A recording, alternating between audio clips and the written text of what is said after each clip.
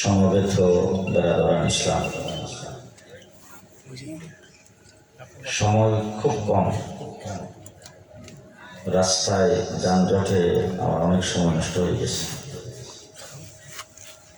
সামনে আরো প্রোগ্রাম আছে আমার, এই জন্য খুব অল্প সময়ের ভিতরে দু চারটা কথা বলবো।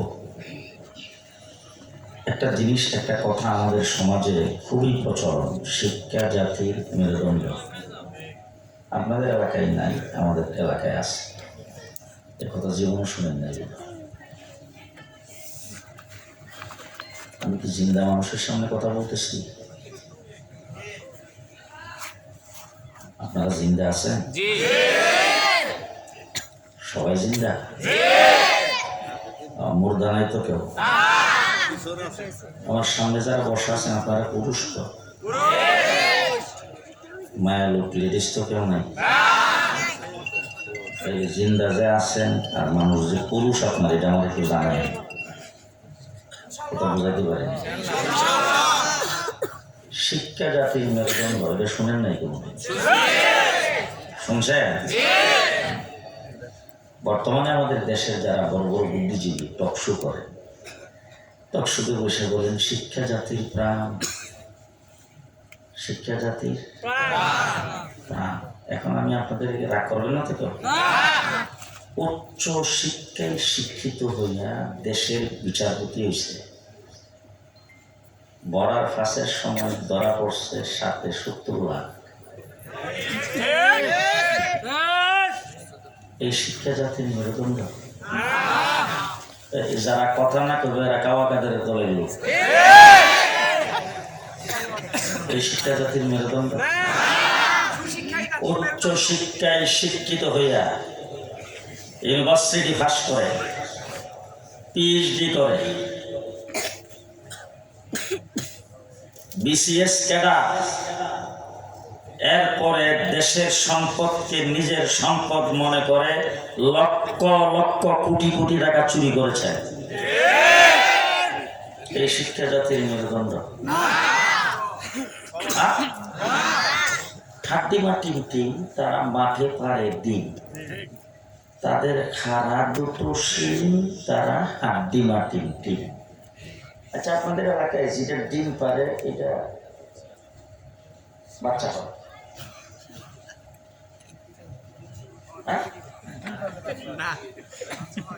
মানে যেটা ডিম পারে এটা সিঙ্গুরে, আর যেটা সিঙ্গুর এটা ডিম পারে। এই যে কথাটা, কবিতাটা, এটা কি মিথ্যা না সত্য? এই মিথ্যা শিক্ষা কোনদিন জাতির মেরুদণ্ড হতে পারে?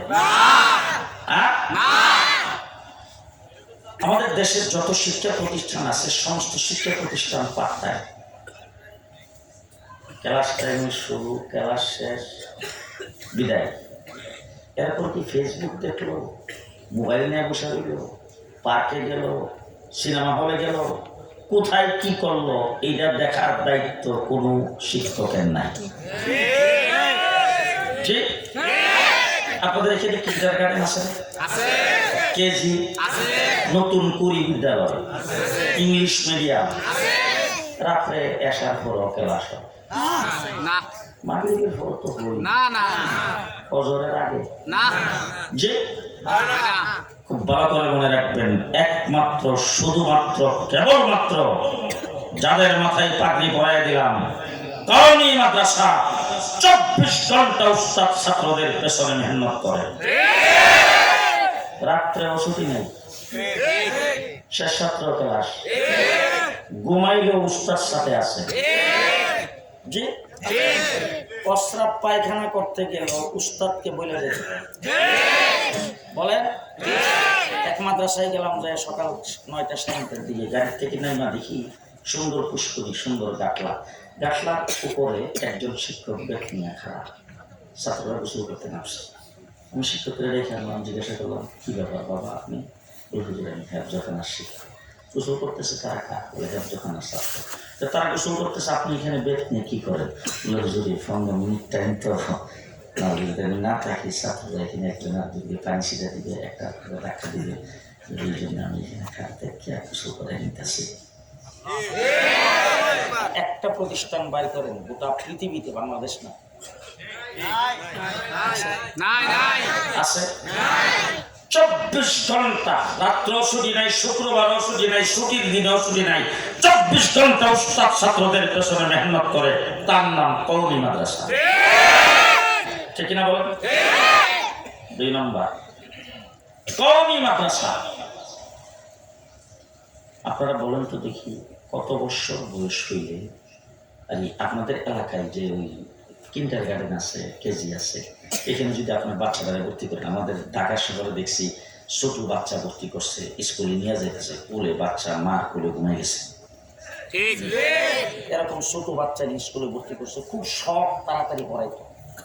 এই শখের বাচ্চাটাকে স্কুলে দেওয়ার পরে যে স্কুলে ভর্তি করছেন, এই স্কুলের একজন মাস্টারকে যদি যায় বলেন, স্যার আমার বাচ্চাটা খুব শখ, তার মারও শখ, একটু ভালো শিক্ষা দেওয়ার জন্য আপনি যদি আলাদা ঘন্টা আমার বাচ্চাটাকে একটু আলাদা করে দেখাইতেন, এ বি সি ডি ক খ গ ঘ সরে অসরায় 1 2 3 এগুলো যদি একটু দেখাইতেন। কারণ বাসায় গেলে স্যার আমরা যতই বলি, বই নিয়ে বসে না, আমরা যতই বলি পড়াইতে পারি না, মোবাইল নিয়ে বসে থাকে, তো স্যার আপনি যদি একটু আধা ঘন্টা সময় দিতেন। আমি আপনাদের জিজ্ঞেস করতে চাই, এখন কোনো বাচ্চার দায়িত্ব যদি কোনো শিক্ষককে দেওয়া হয়, প্রাইভেট টিউশন ফি লাগবে না তো?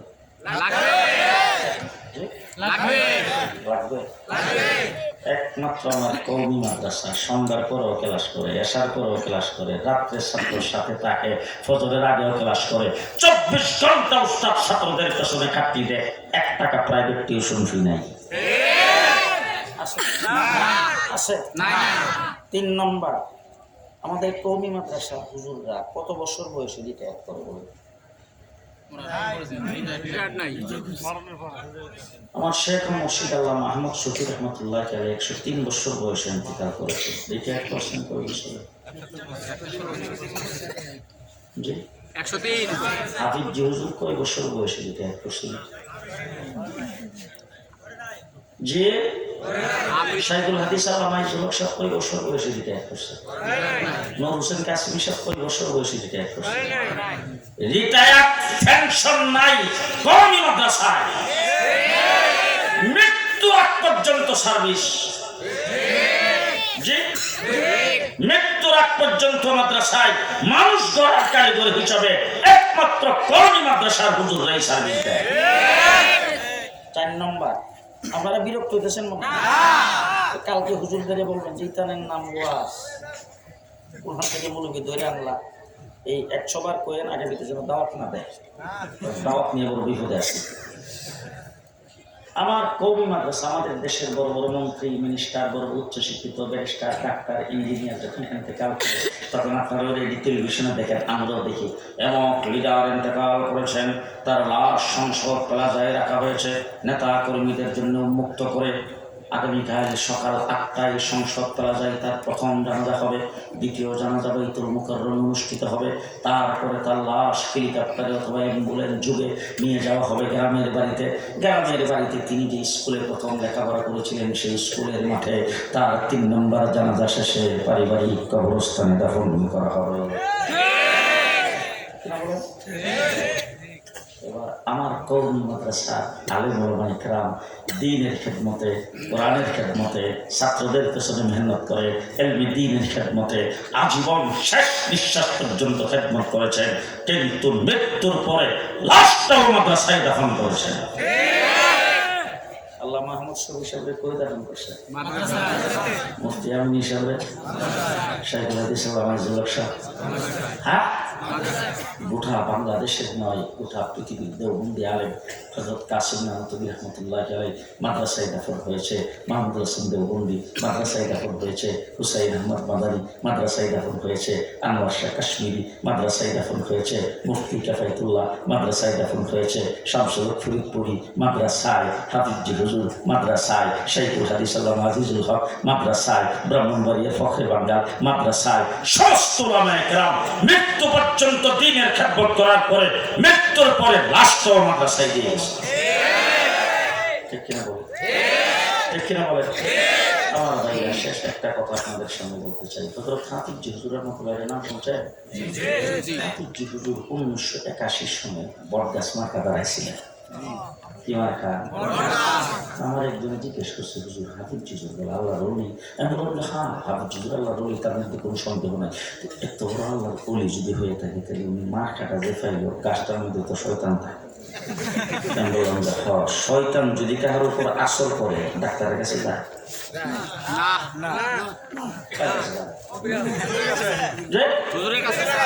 শয়তান কাহার উপর আসর করলে হে যাই দৌড়ে হুজুরের কাছে। ঠিক আছে, হুজুরদের সবচাইতে বড় হুজুর হাফিজি হুজুর বট গাছ মার্কা পাইছে, যেই গাছের মধ্যে শয়তান থাকে। হাফিজি হুজুর প্রেসিডেন্ট হইলে বাংলাদেশের কোনো গাছে শয়তান রাখা হবে না।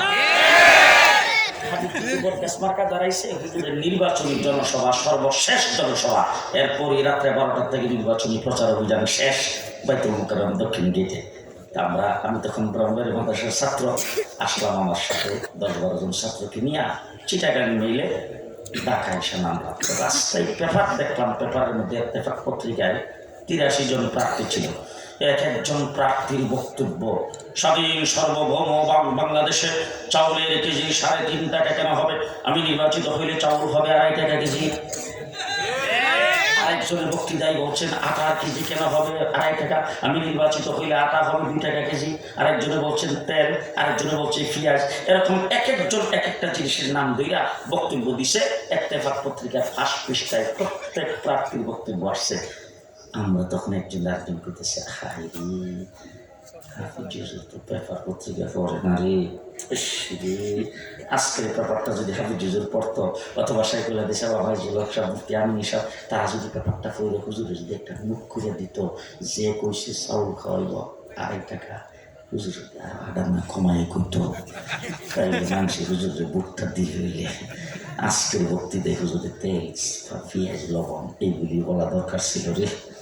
এইসব করতে করতে আমরা বাইতুল মুকাররম এসে জুমার নামাজ করছি। জুমার নামাজ করে একদম প্রখর রোদের ভিতরে স্টেজের সামনে যায় জুতাগুলি নিচে দিয়ে এখানে বসছি। আর মানুষ সারা ঢাকার আশেপাশের চতুর্দিক থেকে লোকজন গেছে। বিশাল বড় বট গাছ মাটির নিচ থেকে উঠে টাকের উপর করে লইয়া চলে গেছে। ঢাকার দক্ষিণ বাইতুল মুকাররম দক্ষিণ দিক থেকে একবার নবাবপুর পর্যন্ত খালি বট গাছ আর মানুষও দেখা যায়। ওই জায়গার মধ্যে একজনের পর একজন বক্তব্য দিতেছে। বড় বড় লিডাররা সর্বশেষ ঘোষণা করছে এবার জাতির উদ্দেশ্যে ভাষণ দিবেন প্রেসিডেন্ট পদপ্রার্থী মোহাম্মদুল্লাহ হাফিজ হুজুর। সাংবাদিক, ফটো সাংবাদিক, কলম টলম লইয়া, ক্যামেরা লইয়া সব যে হুমড়ি খেয়ে পড়ছে আজকে জাতির উদ্দেশ্যে হাফিজ হুজুর কি বলে। 45 দিনের রাজনীতিতে হাফিজ হুজুর আমেরিকাতে পর্যন্ত কাঁপাইয়া দিয়েছিলেন। আমেরিকার রাষ্ট্রদূত ফেক কাদা বাঙ্গিয়া কামরাঙ্গি চলে যায় দৌড়াইতে হাফিজ হুজুর কি বলে। কথা বুঝেন নাই কারবার? সাংবাদিক সব কলম ধরছে, ক্যামেরা ধরছে, হাফিজ আজকে কি বলে। আর আমরা তারা নিচে বসা একজন বলতেছি দোয়া করো দোয়া করো। হুজুর উঠতে যদি চাউল তেল পেঁয়াজ লবণের কথাটা কইলে তো রে যে মানুষ ছিল আজকে এই জিনিসপত্রের দরটা হুজুর কয়ে রেলি মানুষের বুকটা দেয়ালে ফিল নয়। এরকম আমরা নিচে বসে বসে একজন আরেকজনের সঙ্গে বলতেছি। হাফিজ হুজুর মাইকের সামনে দাঁড়াই সর্বপ্রথম বলতেছেন, ও আমার জাতি, আমি মোহাম্মদুল্লাহ প্রেসিডেন্ট পদপ্রার্থী হয়েছি। আজকে বাংলাদেশ একবার আমরা স্বাধীন করেছি 1947 সনে, শান্তি পাই নাই। 1971 আবার অস্ত্র ধারণ করে পশ্চিম পাকিস্তানিদের বিরুদ্ধে লড়াই করে আমরা মুক্তিযুদ্ধ করে দেশ স্বাধীন করেছি। কিন্তু আজকে 10-11 বছরেও শান্তি আসে নাই। আমি মোহাম্মদুল্লাহকে যদি আল্লাহ পাক প্রেসিডেন্ট পদের জন্য কবুল করেন, আমি এ দেশ জাতির শান্তির জন্য 68,000 গ্রামে 68,000 কোরআনী মক্তব কায়েম করব। আমরা একজন আরেকজনের চেহারার দিকে তাকিয়ে দেখি পেঁয়াজ গেল, লবণ কই গেল, চাউল কোথায় গেল। আমরা ভাবছি কি আর হাফিজি কই। আজকে যখন বুয়েটে আপনার মতো সোনার ছেলেকে যখন কুপায়ে হত্যা করা হয়, তখন মনে হয় হাফিজির মন্ত্র কি ছিল। যদি 68,000 গ্রামে 68,000 কোরআনী মক্তব কায়েম করে ইসলামী শিক্ষা যদি বাধ্যতামূলক করা হতো, খোদার কসম করে বলতে চাই আপনার মতো সোনার ছেলে হত্যা হতো না, ওই ছেলের মতো কুলাঙ্গার মেয়ে পুলিশ অফিসারের ঘরে জন্ম হতো না। শিক্ষা জাতির মেরুদণ্ড, কোন শিক্ষা জাতির মেরুদণ্ড? আজকে যদি একজন উচ্চশিক্ষিত ডক্টর, উচ্চশিক্ষিত একজন বিসিএস ক্যাডারকে যদি জিজ্ঞেস করেন, বাবা তোমার শিক্ষাটা কোথায় থেকে শুরু হয়েছে বলো তো দেখি, সে অনেক চিন্তা ভাবনা করে বলবে, শেখ মুজিবুর রহমান সাহেব দেশ স্বাধীনের পরে সর্বপ্রথম এই দেশে শিক্ষা মন্ত্রণালয় কায়েম করে আমাদের শিক্ষার সূচনা করেছে। আরেকজন বলবে না না না, বাংলা একাডেমির থেকে শুরু। আরেকজন বলবে না, কুদরতে খোদা শিক্ষা কমিশন থেকে আমাদের শিক্ষা আসছে। আপনি আমাকে জিজ্ঞেস করেন, একজন আলেমকে জিজ্ঞেস করুন তোমার শিক্ষা কোথা থেকে শুরু হয়েছে, আমরা বুক টান করে বলবো আমার শিক্ষা হেরা গুহার থেকে শুরু হয়েছে। আমার শিক্ষা হেরা গুহার থেকে শুরু হয়েছে। মুহাম্মদ রাসূলুল্লাহ সাল্লাল্লাহু আলাইহি ওয়াসাল্লাম হেরা গুহার ভিতরে বসা 40 বছর বয়সে একটা অক্ষর কোথাও পড়েন নাই। জিবরাইল আমিন এসে সর্বপ্রথম শব্দ বলছেন ইকরা, পড়ুন পড়ুন। হুজুর বলছেন মা নবী কারিকিন, আমি তো পড়া জানি না, 40 বছর পর্যন্ত একটা অক্ষর আমি কোথাও পড়িনি, আমি তো পড়ার মানুষ না, তুমি আমার কি করতেছো পড়ুন।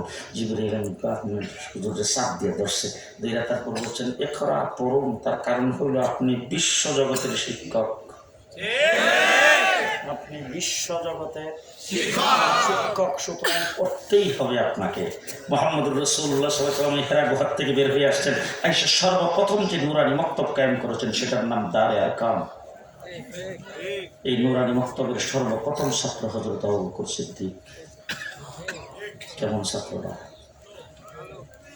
কেমন ছাত্র? রাষ্ট্র চালাইনি তো, রাষ্ট্রপ্রধান ছিল বাবা। কেমন রাষ্ট্রপ্রধান? রাষ্ট্রপ্রধান হওয়ার পরে কাপড়ের গাঁটটিটা মাথায় লিয়া বাজারে যাইতেছে কাপড় বিক্রি করতে। কয়েকজন লোক হযরত উমর ইবনে খাত্তাবের সাথে খেতেছে। উমর এলে গিয়ে কইছিলাম ঠান্ডা মিয়ারে রাষ্ট্রপ্রধানের দায়িত্ব দিও না। উমরকে কি হয়েছে? কি রাষ্ট্র চালায় উনি কাপড় বিক্রি করতে বাজারে যায়। তাহলে তোমার ইবনে খাত্তাব দৌড়ে যায় রাস্তার মধ্যে উইকেট দিয়ে খারিছে, খারিয়া আমিরুল মুমিনিন খলিফাতুল মুসলিমিন কই যান? কারি বাবা বাজারে কাপড় বিক্রি না করলে 200 পয়সা যদি আমদানি উনি রুজি রোজগার না করতে সংসার চলবে কি দিয়া? আর আমাদের দেশের কারজন গ্রেফতার করতে গেছে, যাওয়ার পরে লিফটের গর্তের ভিতরে পাইছে 400 কোটি। আর আমরা একটা মৌলবী রেখে জানি নিচ্ছি এমপি বানিয়েছি, হ্যাঁ মৌলবীরে গ্রেফতার করতে গিয়ে পাইছি 30 লাখ বলবে বালিশের নিচে।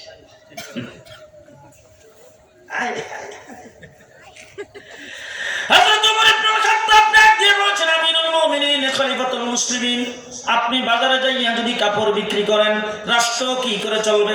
আসেন আসেন আসেন, কাপড়ের গাঁটটি হযরত উমরের মাথায় লইয়া তারপরে গেছে যাইয়া উমর মজলিস শুরাকে ডাইকা আমিরুল মুমিনিন খলিফাতুল মুসলিমিন আবু বকর সিদ্দিকের জন্য বাধা নির্ধারণ করেছেন। দৈনিক প্রতি ওয়াক্তে যতটুক আটা, যতটুক তেল, যতটুক সুজি, যতটুক পেঁয়াজ, যতটুক লবণ, যতটুক চিনি দরকার এতটুক বাইতুল মাল থেকে দেওয়া হবে। হযরত আবু বকর সিদ্দিক বাইতুল মাল থেকে প্রতি ওয়াক্তে যতটুক লাগবে নিয়ে যায়। হঠাৎ করে দিন বড় যায় গেছে, যাইয়া দেখে বাবা শাহী হালুয়া দস্তরখানির মধ্যে দিছে।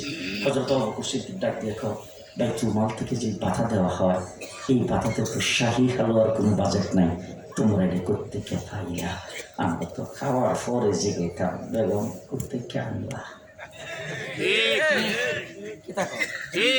খায়া যখন মজা লাগছে খুব মজা করে খাইয়া এরপরে যখন খাতির জমা আলোচনা করতেছি ভাঙচা পাইতেছি তখন জেগে না বলে বেগম হারানো আজকে খাইলাম করতে কে পাইলা? কথা বুঝেন নাই? হযরত আবু বকর সিদ্দিক হাত গুঠাইয়া তারপরে ঘরের লোকজনকে জিজ্ঞেস করছেন তোমরা এই শাহী হালুয়া কোথা থেকে ব্যবস্থা করলা? তখন ঘরের থেকে সবাই বলতেছে আমিরুল মুমিনিন, মানুষের জীবনে একটা মনের চাহিদা আছে, আমাদের তো একটা মনের চাহিদা আছে, ভালো কিছু খাইবার মনে আমাদের চাই না? তো আমরা তখন আপনাকে যদি বলি তাহলে আপনি তো পেরেশানি বুক করবেন, আপনি পাইবেন কোথায়? এই জন্য আমরা প্রত্যেক দিন যে আটা যেই চাউল আমাদের ঘরে বাইতুল মাল থেকে আসে এখান থেকে আমরা কিছু মুষ্টি রাখছি, মুষ্টি এক মুঠে করে রাইখা যেটা হয়েছে এগুলো বিক্রি করে তারপরে এর দিয়ে সুজি আনছি, চিনি আনছি, কিশমিশ আনছি, এগুলো এই না তারপরে হালুয়া পাঠিয়েছি। হযরত আবু বকর সিদ্দিক খানা না খাইয়া কুইটা দৌড়াইয়া বাইতুল মালের যিনি ম্যানেজার, যিনি দায়িত্বে, তাকে যাই বলছেন আগামী অক্টোবর থেকে আমার ঘরের যে বরাদ্দ তার মধ্যে এক মুষ্টি করে কম দিবা। কোন কলেজের ছাত্র? হ্যাঁ, जो नाते खुद रापरो दूसरों का हादी बन गया, क्या वो नजर तेज मर्दों को मसीहा कर दिया। হযরত ওমর ইবনে খাত্তাব একদিন দেখলেন একটা বিধবা নারী, একদম জয়ী বৃদ্ধ, তার ঘরে কোনো কাজকর্ম করার লোক নাই, তাকে সহযোগিতা করার কেউ নাই। তো হযরত ওমর এটা দেখা খবরটা পায়া হযরত ওমর মনে মনে ভাবছে, এই মহিলার পানিটা যদি আমি ব্যবস্থা করে দিই, অর্থাৎ কুয়ার থেকে সেটাই না পানি উঠাবার মতো শক্তি নেই, তো আমি তার যে পানি ব্যবহার করে যে কলসিটা, এই কলসিটা রাত্রে এসে ভালো করে ধুইয়া মুচ্ছে কুয়ার থেকে পানি উঠায় যেখানে কলসিটা রাখে জায়গার মধ্যে রেখে দিব, পানিটা সে সারাদিন ব্যবহার করবে, এই নেকটা আমি পাবো। তো হযরত ওমর ইবনে খাত্তাব গেছে রাত্রের বেলা 10টা-11টার সময়, যখন লোকজন ঘুরে গেছে, তখন জায়গা দেখে কেটা জামাইসা কলসিটাকে ভালো করে ধুইয়া সুন্দর করে নতুন পানি দিয়া রেখে গেছে। তো হযরত ওমর মনে মনে ভাবতেছে, যদি আমার থেকে সারাক মদিনায় আরো মানুষ আছে, দেখি কালকে আরো আগে আনো। পরের দিন গেছে আরো ঘন্টা আগে, যায় দেখে আজকে কলসি সুন্দর করে দইয়া কে যেন এনে রেখে গেছে। হযরত ওমর লোকটা আরো আগে হয়। পরের দিন গেছে, এসে নামাজের পরে একটু দেরি করে সবাই যখন ঘুমাই আসছে গেছে, যায় দেখি আজকেও কলসি কে যেন দইয়া মুচ্ছা সুন্দর করে এনে পানি নতুন পানি করে রেখে গেছে। হযরত ওমর এবার, হযরত ওমর তো মানে কি মনে করে, আল্লাহ রাসূল কইছে ওমর যেখানে যাইব এখানে মিস্টার ইবলিস যাবে না। যদি আমরা আজকে যদি ওমর দুনিয়াতে জিন্দা থাকতো, আর এটা আমি যেখানে বসে বসে মনে মনে চিন্তা করছিলাম যে ওমর জিন্দা থাকতে ওমরের দাওয়াত করে আনলাম, আনলে কাওয়া কাদের হাসি না।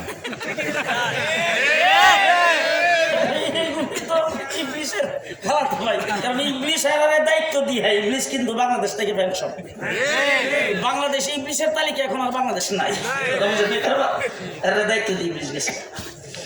তো হযরত ওমর ইবনে খাত্তাব এইবার কালকে থেকে কলসি ঘুরাইবার জন্য আসবো না, দেখবো সারা খেয়াল উঠে কেটা এসার নামাজ পড়ি যায় একটা গাছের আড়ালে চুপ করে দাঁড়িয়ে দিচ্ছে। কিছুক্ষণ পরে দেখে একজন লোক আইসে, সবটা খালি বাই করে মুখটা বান্ধা আইয়া কলসিটার এদিন থেকে নিয়ে পুরান পানিটারে পালাইয়া ভালো করে দইয়া কুয়ার থেকে পানি উঠাইয়া কলসিটারে ঘুরাই না জায়গা মতন রাখতেছে। ওমর পেছন দিক থেকে যায় চাদরের মধ্যে টান দেখুন, যে কইছে কে মুখের থেকে যখন কাপড়টা সরাইছে, ওমর তাকায় দেখে আমিরুল মুমিনিন খলিফাতুল মুসলিমিন আবু বকর সিদ্দিক। দেখা মাত্র ওমর ইবনে খাত্তাব ডাক দিয়ে বলেছেন, আমিরুল মুমিনিন, আল্লাহর নবীর জীবদ্দশায় অনেক চেষ্টা করেছি, 23 বছর পর্যন্ত আপনাকে নেক কাজে পেছনে পালাইতে পারি কিনা, কিন্তু রাসূলের জীবদ্দশায় কোনোদিন নেক কাজে পেছনে পালাইতে পারি নাই। আজকে আমিরুল মুমিনিন খলিফাতুল মুসলিমিন হওয়ার পরে সামান্য বিধবা মহিলার খেদমতেও আপনাকে পেছনে ফেলতে পারলাম না। কি স্বার্থ তৈরি করেছেন মুহাম্মদুর রাসূলুল্লাহ সাল্লাল্লাহু আলাইহি ওয়াসাল্লাম। হযরত ওমর ইবনে খাত্তাব রাদিয়াল্লাহু তাআলা আনহু রাষ্ট্র পরিচালনা করছেন, তার রাষ্ট্রের এরিয়া ছিল 22.5 লক্ষ বর্গ মাইল। 22.5 লক্ষ বর্গ মাইল রাষ্ট্রের এরিয়া হযরত ওমর ইবনে খাত্তাব রাদিয়াল্লাহু তাআলা আনহু পরিচালনা করছেন। এত বড় রাষ্ট্রপ্রধান মসজিদের নববীতে জুমার নামাজ পড়াইতে গেছে, যায় মিম্বরে উঠছে, গায়ের মধ্যে নতুন চাদর দুইটা চাদর, রিলিফের চাদর আইছে সমস্ত নাগরিকদের জন্য একটা করে। বাস যেই খালি মিম্বরে উঠছে একজন মুসল্লি, সাধারণ মুসল্লি দ্বারা আমিরুল মুমিনিন খলিফাতুল মুসলিমিন খুতবা দেওয়া বন্ধ, আজকে মিম্বর থেকে নামেন, কথা আছে। হযরত ওমর ইবনে খাত্তাব মিম্বর থেকে নামছে, নেমে বলছে কি কথা বলো, ডাক দিয়ে কইতেছে, আমাদের প্রত্যেকের জন্য একটা করে চাদর বরাদ্দ হয়, আপনার গায়ে নতুন চাদর দুইটা দেখা যাইতেছে, এটা জবাব দেওয়ার আগে খুতবা দিতে পারবেন না। আমরা বাংলাদেশে 7.5 কোটি বাঙালির জন্য 7.5 কোটি কম্বল নিজের তাই নাই।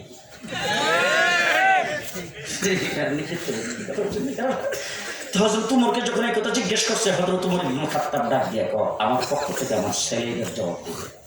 হযরত ছেলে আব্দুল্লাহ ইবনে ওমর দাঁড়ায় বলছেন, আমার দিকে তাকিয়ে দেখুন তো নতুন চাদর গায়ে আছে কিনা, বলে নাই। আমার গায়ে যে নতুন চাদর নাই, এতে আপনারা বুঝানেন আমিও তো একটা চাদর পাইছি নাগরিক হিসেবে, বলে হ্যাঁ আমার বাবাও পাইছে একটা। বাবার যে একটা পুরান চাদর ছিল, সেই পুরান চাদরটা বেশি খারাপ হয়ে গেছে, এটার মধ্যে 17টা তালি দেওয়া ছিল, এরপরও ছিলা কয়টা তালি দেওয়া? 17টা তালি দেওয়া। এরপর ওসিরা যে 17 তালির পরে আর তালি দেওয়ার ব্যবস্থা নাই। এইখানে ঈদে হইলে আইসা বাবা জুমার নামাজ পড়া যেত। এই জন্য আমার পুরাণটা যেহেতু ভালো আছে, এই জন্য আমি আমার পুরাণটাকে দিছি, আর আমার চাদরটা আমার বাবারে দিয়ে দিছি। এই কথা যখন বলছেন তখন ওই লোকটা ডাক দেখো, ঠিক আছে এবার খুরবা দেন। হযরত ওমর ইবনে খাত্তাব ডাক দেখো, তুমি কাছে আসো, কাছে আসো। আমরা দেশে দেখছি আমাদের মিরপুর এলাকার একজন এমপি গেছে ওই মসজিদে, যাই সে বলছে এই এখন থেকে মসজিদ কমিটির সভাপতি ইমুক, সেক্রেটারি ইমুক, কিশিয়ার ইমুক, একটা কথা সে করে মসজিদের একজন মুসলিম খারাপ করছে, স্যার আমাদের এই কমপ্লেক্সটা চলার জন্য একটা নীতিমালা আছে, এটার একটা গঠনতন্ত্র আছে, এইখানে কমিটি নতুন কীভাবে গঠন হবে এটার পরিষ্কার একটা নীতিমালা আছে, একটা কমিশন গঠন হবে, কমিশনের পক্ষ থেকে তারপর কমিটি হবে, এরকম। যেখানে কথাটা কইছে এই কারণে এটা আমি জনপ্রতিনিধি, আমি বলার পরে হ্যাঁ আবার মাঝখানটা কথা এর দর দইরে নিয়ে গেছে, এবার 1 সপ্তাহ পর আইসা বুবা হ্যাঁ জিগাই কিচ্ছু করে। হযরত ওমর ডাক দেখে এদিকে আসে, কাছে নিচে নিয়ে তাকে জড়াইয়া দিয়ে উমর হু হু করে চোখের নিচে দেখেছে আর বলছে, তোমার মতো এমন ব্যক্তি যতদিন দুনিয়াতে জীবিত থাকবে ইসলামী রাষ্ট্র ঠিক চলবে, তার মধ্যে কেউ দুর্নীতি করতে পারবে না। রাস্তা দিয়ে হযরত ওমর ইবনে খাত্তাব যাইতেছে, একটা লোক বকরি চড়ায়। ওমর ইবনে খাত্তাব যায় তাকে ডাক দিয়ে বলছে, রে রাখালি দিয়ে আসো, অনেকগুলি বকরি চড়াইতেছে। তুমি বলেছি স্যার জি অনেকগুলি বকরি চড়াইতে, আচ্ছা তোমার একটা বকরি তুমি আমরা দেও তো, আমি জবাই করে একটা গোষ্ঠটা খাবো। এবার বকরির মালিক আমি না, যখন কইছে বকরির মালিক আমি না, হযরত ওমর ইবনে খাত্তাব তুই যে বেটা বকরির মালিক না আমিও জানি, কিন্তু তুই যদি আমার একটা বকরি দিয়া দেস আমি তোর কাছ থেকে টাকা দিয়ে নিব। আর এতগুলি বকরি তুই একা সরাইতেছ, এই পাহাড়ের সিপার থেকে কতবার কত বাঘ বাইরে এসে কত বকরি নিয়ে যায়, তো একটা বকরি মনে করে নিয়ে গেছে, তুই তোর মালিকের যাই করলি যে স্যার আমি একা কি বাঘের লোক লড়াই করতে পারি, একটা বাঘ বাইরে সবুল দিয়ে একটা বকরি নিয়ে গেছে, এই বকরিটা আমি রাখতে পারি, তোমার দোকানটা টাকা দিলে তুই পেয়ে গেলে। যখন কইছে রাখা লোকটা আঙুলটা উপর দিকে ওসব আমার মালিক এখানে উপস্থিত নাই, আইনাল্লাহ আমার আল্লাহ গেছে কই, যে কইছে আমার আল্লাহ গেছে কই। হযরত ওমর ইবনে খাত্তাব ডাক দিয়ে আমার সিনা, আমাদের এখানে বরিশালের কোন লোক আছে কিনা আমি জানি না, বরিশালের লোক যদি রাগ করে তাহলে দেখবেন যে বলে মরে সে না মহিষীর লোক লাগ পয়সা দেখুন যায়। হযরত ওমর ইবনে খাত্তাব ডাক দিয়ে আমার চিনো, রাখাল ডাক দেখো আপনার মতো মানুষরা আমার চিন্না লাভ কি, আপনি এসে আমার মালিকের অগোচরে বকরি আপনার কাছে বিক্রি করার কথা এই কুমন্ত্রণ আপনি দিতে আসছেন। যখন এই কথা বলছেন হযরত ওমর নিচের দিকে ইশারা দিয়ে আমি আমিরুল মুমিনিন খলিফাতুল মুসলিমিন ওমর, সেই বলছেন ওমর রাখাল এইভাবে থরথর করে কেঁপে উঠছে। হযরত ওমর ইবনে খাত্তাব রাখালকে জড়ায় ধরে ডাক দিয়ে বলেছেন, হ্যাঁ রাখাল অন্যায় করো না, অপরাধ করো না, আমি তোমাকে পরীক্ষা করার জন্য আগমন করেছিলাম। তোমার মতো এমন আমানতদার মালিকের ফরমাবরদার এমন রাখাল যতদিন দুনিয়াতে থাকবে এই রাষ্ট্রের ভিতরে কোথাও দুর্নীতি হবে না। কোন ইউনিভার্সিটির ছাত্র বলেন তো? হযরত ওমর ইবনে খাত্তাবের প্রতিনিধি দল গেছে রোমান সম্রাটের সামনে। রোমান সম্রাট জিজ্ঞেস করেছেন, তোমাদের যিনি রাষ্ট্রপ্রধান তার ডক্টরেট উপাধি কয়টা, তিনি কয়টা বিষয়ে পিএইচডি করেছেন, ওনার সার্টিফিকেট কি? তো প্রতিনিধি দল বলতেছে আমাদের রাষ্ট্রপ্রধানের কোনো ডক্টরেট উপাধি নাই, কোনো সার্টিফিকেট নেই। বলো কি? উনি মদিনার থেকে হুঙ্কার দেন, আমরা এখানে বসে তথ্য করে কাঁপি, ওনার সার্টিফিকেট ছাড়াই, ওনার কোনো যোগ্যতা ছাড়াই। বলে না, যোগ্যতার কোনো সার্টিফিকেট নাই, 2টা গুণ আছে। কয়টা গুণ? মনে একেবারে যেতে পারবেন তো? 2টা গুণ আছে। বলে আচ্ছা কি কি গুণ আছে? 1 নম্বর গুণ হইল তিনি নিজে কাউকে ধোঁকা দেয় না, তিনি কাউকে ধোঁকা দেয় না। রোমান সম্রাট আচ্ছা তাহলে তো বুঝলেন লোকটা খুব সৎ হওয়ার কারণে কাউকে ধোঁকা দেয় না। 2 নম্বর গুণ হইল তিনি কাহারও ধোঁকা খায় না। যেই কইছে রোমান সম্রাট আচ্ছা তাহলে তো লোকটা সাংঘাতিক যোগ্যতা সম্পন্ন, যোগ্যতা থাকার কারণে তাকে কেউ ধোঁকা দিতে পারে না। আমাদের বাংলাদেশে যারা মেম্বারি চেয়ারম্যান উপজেলা চেয়ারম্যান এমপিতে যারা তারাই সবাই কিন্তু শত যোগ্য বক্তৃতার মধ্যে যারা একবার ঈদ উল আজহার জানাজার নাম আছে পালাবো না এখন তো 1.5 মাস ছিলাম ডিবি অফিসের রিমান্ডে 1.5 মাসে রাত্র দিন 24 ঘন্টা কি অত্যাচার উপর দিয়ে গেছে এটা আপনাদেরকে এখন বলতে পারবো না। 1.5 মাস যত টিম আমাকে জিজ্ঞাসাবাদ করেছে, সামনে আইসি বলছে তুই পাকিস্তানি রাজাকার, তুই পাকিস্তানি রাজাকার, তোর হাফিজ হুজুর রাজাকার, তোর হাসাইকুল্লাহ দেশের রাজাকার, এরকম ভাবে গালি দিত। আমি জিজ্ঞেস করতে চাই, আজকে 54 বৎসরের ভিতরে বাংলাদেশের কোনো একজন মৌলবী, কোনো একজন আলেম পাকিস্তানের পক্ষে একটা শব্দ কোথাও বলছে যদি কেউ দেখাইতে পারে, আমি আর কোনোদিন মাইকের সামনে দাঁড়াবো। পাকিস্তানের পক্ষে কেন বিদেশি কোন প্রভু নাই, আমাদের বিদেশের কোন রাষ্ট্রের পক্ষে দেশের কোন আলেম দালালি করে নাই, 5 টাকা বড়ার ফাঁস করে কোন আলেম এই দেশ থেকে চালান করে নাই। তারপরে তোমরা আমাদেরকে পাকিস্তানি রাজাকার বলে, তোমরা মুক্তিযুদ্ধের চেতনার কথা বলে 15 বছর দিনের বুট রাত্রে করে দেশের সম্পদকে লুণ্ঠন করেছ। আজকে প্রমাণিত হয়েছে তোমরা সবাই ইন্ডিয়ানের রাজাকার, ইন্ডিয়ানের রাজাকার, ইন্ডিয়ানের রাজাকার। ইন্ডিয়ানের রাজাকারদের জন্য বাংলাদেশ হুমকির সম্মুখীন। পরিষ্কার ভাষায় বলছি, সচিবালয়ে আগুন তোমরাই দিয়েছ। আমার একজন আইনজীবীকে চট্টগ্রামে জবাই করে হত্যা তোমরাই করেছ। দেশকে তোমরা তলাবিহীন ঝুলিতে পরিণত করে গিয়ে এখন মুদির কুলে বসে বাংলাদেশের বিরুদ্ধে ষড়যন্ত্র করবা। আমরা মরে যাই নাই, এই ষড়যন্ত্র কোনদিন বরদাস্ত করা হবে না। দেশ আমার, আমার দেশ বাংলাদেশ, মুসলমানের দেশ বাংলাদেশ, মসজিদের দেশ বাংলাদেশ। 54 বৎসরে বহুত কিছু দেখেছি। স্মার্ট বাংলাদেশ, কাঁচা মরিচের কেজি 1200 টাকা, দেখছেন না আপনারা? সবকিছু দেখা শেষ। জুলাই আগস্টের আন্দোলন করেছেন মুসলমান ছাত্রছাত্রীরা। বাচ্চাকে নিয়ে গেছে কুলে উঠে তার মা, মেয়েকে নিয়ে গেছে মা, বাবা নিয়ে গেছে ছেলেকে নিয়ে, বলছে আমার ছেলেকে নিয়ে আসছি, দিয়ে দিলাম রাষ্ট্রের জন্য। রাস্তায় যখন তারা স্লোগান দিচ্ছেন, আন্দোলন সংগ্রাম করতেছেন, গুলি যখন তাদের উপর আসতেছে, মসজিদ থেকে আজান হওয়ার পরে 20 টাকা রাস্তায় লাইন ধরে দাঁড়িয়ে গেছে নামাজ আদায়ের জন্য। ঠিক কিনা বলেন? এই ছাত্রদের আন্দোলনে, জুলাই আগস্টের সংগ্রামে যে বিপ্লব বাংলাদেশে হয়েছে, এই বিপ্লবের পরে দেশ হবে ইসলামের বাংলাদেশ, ইসলামের বাংলাদেশ, ইসলামের বাংলাদেশ। কে কে রাজি আছেন হাত তুলে দেখান।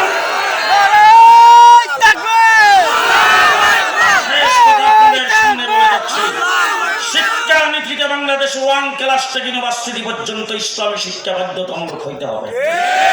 কারা কারা রাজি দেখি? রাজি আছেন তো সবাই? রাজি আছেন তো সবাই?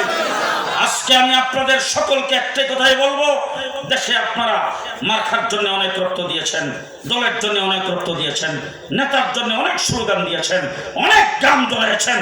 আসুন এবার ইসলামের জন্য রক্ত দেওয়ার প্রয়োজন হলে রক্ত দেব, জীবন দেব ইসলামের জন্য, নবীর ইজ্জত রক্ষার জন্য।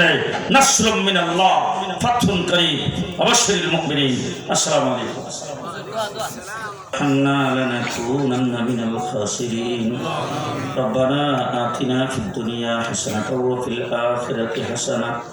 আমাদের সকলের জন্য নাজাতের জরিয়া বানায় দাও। দাঁড়ানো বসা অবস্থায় যারা মাহফিল শুনেছেন সকলের জন্য নাজাতের জরিয়া বানায় দাও। পর্দার আড়ালে মা বোনদের জন্য নাজাতের জরিয়া বানায় দাও। ইয়া আল্লাহ ইয়া আরহামার রাহিমিন, ইয়া আল্লাহ আমাদের জিন্দেগির সমস্ত গুনাহগুলি মাফ করে দাও, আমাদের উম্মতে মুহাম্মদীকে মাফ করে দাও, আমাদের সকল মুর্দেগানকে মাফ করে দাও, আমাদের মা বাবাকে মাফ করে দাও, যাদের মা বাবা দুনিয়াতে নাই তাদের কবরগুলি জান্নাতের বাগান বানিয়ে দাও। ইয়া আল্লাহ ইয়া আরহামার রাহিমিন, আমাদের মধ্যে যারা বিমারি সকল বিমারিদের শিফা করে দাও, সকলের সকল হাজত পুরা করে দাও।